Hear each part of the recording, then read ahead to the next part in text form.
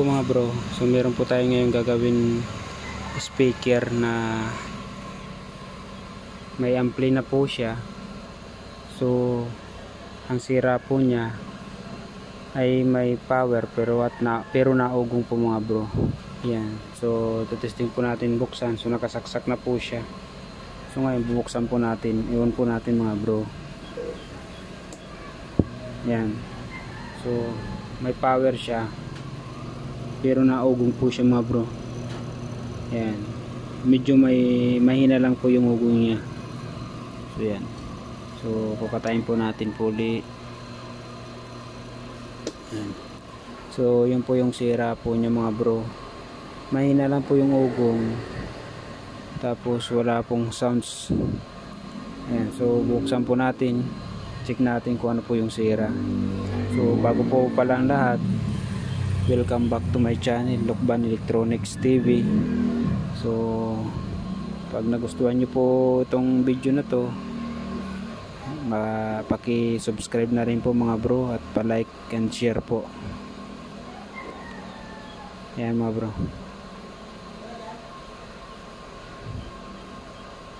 saglit lang po mga bro, may tao po. Ayan. Ayan mga bro, buksan po natin ng speaker po natin, at para malaman ko ano pang sira. So yung mga bro, marami din po akong gawain pa ito. So yan, gawain ko pa po yan. Yan, mga amplifier, radyo. So yan, mga gawain pa po yan mga bro, ang dami. So yan, so ang dami ko pong gawain pa, component. So natambakan po ako ng gawain mga bro. Ayan, washing. So dami po. So unahin po natin to gagawin. So buksan po natin mga bro para malaman natin kung anong sira. Ayan, so pause ko po muna po, buksan natin. So ayan mga bro, nabuksan ko na po siya. So ang napansin ko po dito, ang daming kalawang, may bahay pa ng daga. Ayan po. Ayan. So may bahay ng daga, ibig sabihin sigurado yan mga kalawang ang parts niyan. Ayan mga bro.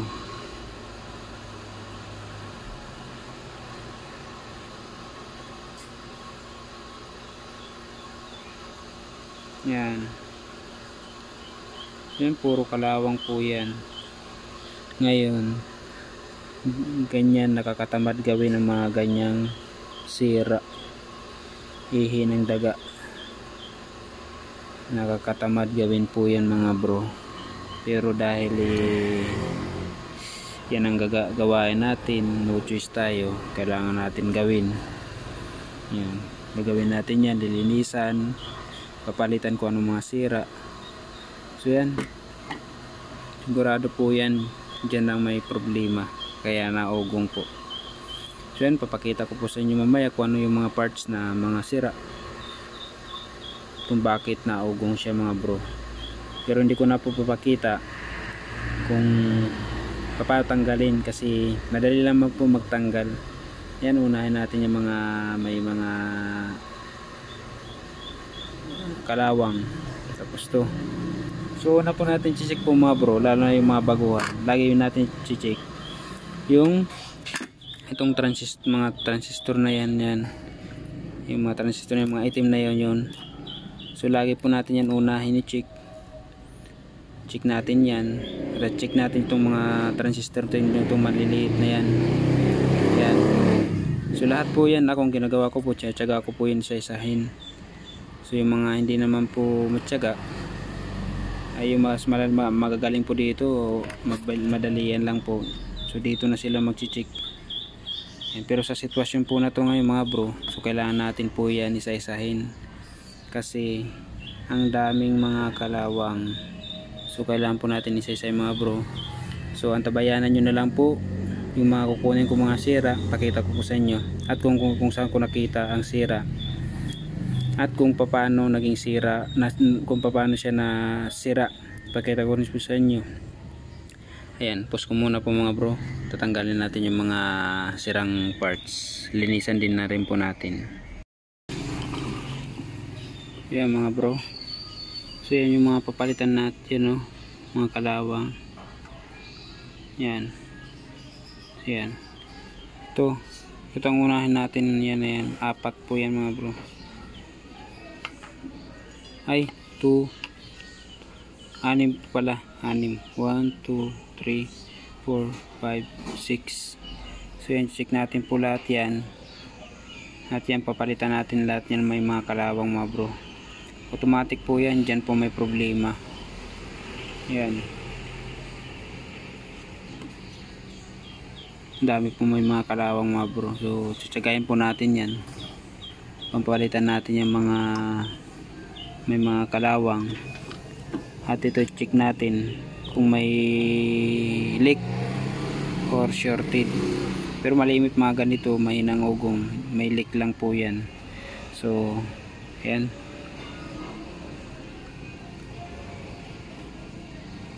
titingnan po natin. So dito naman po, okay naman po siya. So wala po siyang kalawang. So dito lang po talaga itong parte na ito, itong parts na to. Yan yung maraming kalawang. So buksan natin at i-check natin yan lahat. So yan mga bro, nakuha ko na po yung mga sira po niya. So yan, pinalinisan ko na lang din po mga bro. So pasensya na kayo, hindi ko na naipakita kung paano tanggalin. So madali lang po yung tanggalin. So kaya ko lang hindi pinakita kasi tatagal po tayo. So ang dami po kasi kailangan tanggalin. Ayan. Ayan po yan. So yan po mga bro, ito sa 2, 3, 4, 5, 6,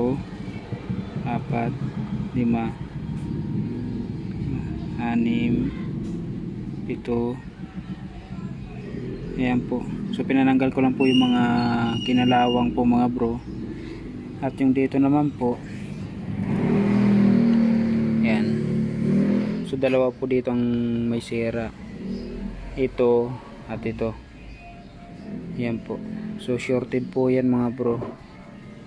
Ayan. So yan po yung papalitan natin. Dalawa.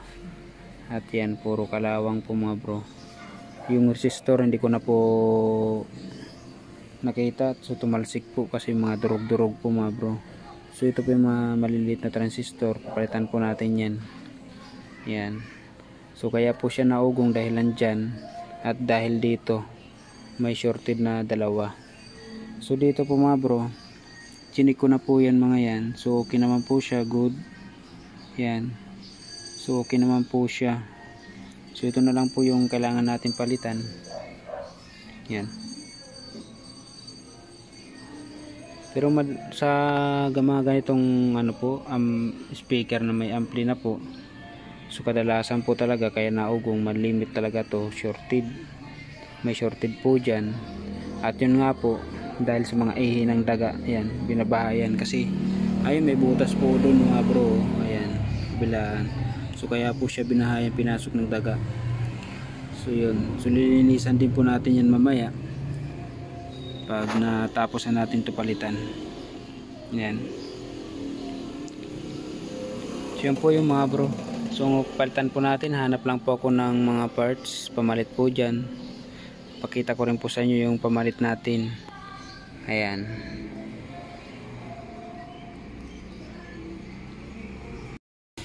Yun mga bro, so natapos na po natin to palitan. So yan na po, kinabit ko na po siya. So nilinisan ko na rin po. Yan. So lahat na may mga kalawang, lahat na sira, pinampalitan ko na rin po mga bro. So yan po yung naging sira po niya. Ito yung mga pinampalitan ko po. Yan. Marami po yan, kaso nga lang yung iba nawala na po. Yan. So tumutunog na po siya mga bro, ang lakas ng tunog. Kaya nga lang po, ang problema, yung itong kabilang speaker po niya ay sobrang hina ng tunog. Tapos yung sa mic po ay garalgal po yung mic, putol-putol ang busis. So ibig sabihin may problema pa po. Pero ito mga bro, okay na po siya. Yan. So ngayon binaklas ko po yung sa kabila po mga bro. Ito po. So nakita ko po dito, ang dami rin po mga kalawang. So pinananggalan ko na po yung mga sirang pyesa. Ayan po mga bro, yan. Pinananggal ko po yung mga sira. So ito po siya. Yan po. Yan. So yan din po ang dahilan kung bakit mahina yung kabilang speaker. Dahil mga kinalawang na po yung mga resistor, kapasitor po natin, leak na rin po yan, sira na po. So nangyari po dito sa ito po, so putol-putol po ang sa mic. So may problema din po yan, kaya siguro yan mga kinalawang po. So yan, papalitan po natin lahat po yan mga bro, yung mga sira. Yan. So meron pa rin po mga natirang may mga kalawang, so lilinisan na lang po natin po yan. Ayan. So yan mga bro, so hanap lang po tayo pamalit dito. Ayan, linis lang po. Tumutunog na po siya, pero yung kabilang channel ay mahina, tapos yung sa mic po niya ay putol-putol yung busis. So yan mga bro, so hanap muna po ako mga pamalit po dyan. So yun mga bro, tapos na po yung ginagawa nating amplifier na may speaker. So napalitan ko na po lahat mga bro. Ayan. So ito po yung dito. So okay na po siya. So tumutunog na po. Ayan. So ngayon, susubukan po natin ngayon patutugtugin mga bro. Ayan. So bubuhayin ko lang po. Ayan. So subukan po natin. Ayan, may power na po.